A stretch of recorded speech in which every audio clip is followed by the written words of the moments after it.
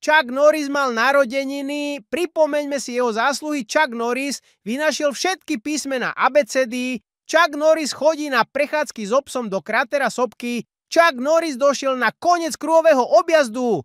Hovorí sa, že Chuck Norris hral 15 minút za Dánsko. Dánsko je Slovensko 6-0 po 15 minútach.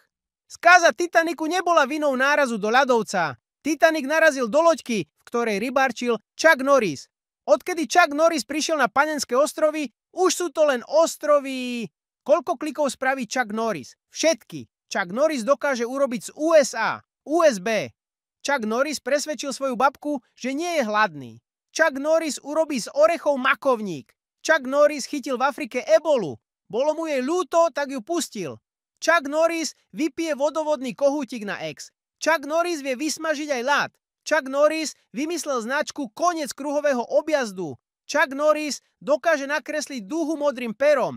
Chuck Norris si na krúžku salami dokáže prehrať celú zabíjačku. Chuck Norris vymyslel a následne vyšľachtil Lemmy. Chuck Norris uniesol mimozemšťanov. Chuck Norris dokáže olúpať surové vajce. Chuck Norris vyhral človeče s 3 panáčikmi. Chuck nechodí do kostola, on si verí. Chuck Norris neplatí daňovému úradu, daňový úrad platí jemu. Chuck Norris sa zjavil Pane Márii. Chuck Norris vie recitovať morho v brejlovom písme odzadu a po fínsky.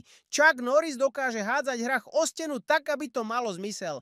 Keď hrá Chuck Norris Monopoly, má to vplyv na svetovú ekonomiku. Chuck Norris vyžmýkal zo svetlušky 100 W. Chuck Norris ako 6-ročný zneužíval kňaza. Chuck Norris vydržal v non-stop bare do záverečnej. Chuck Norris nedokáže len jedno, vyžiť zo slovenskej výplaty.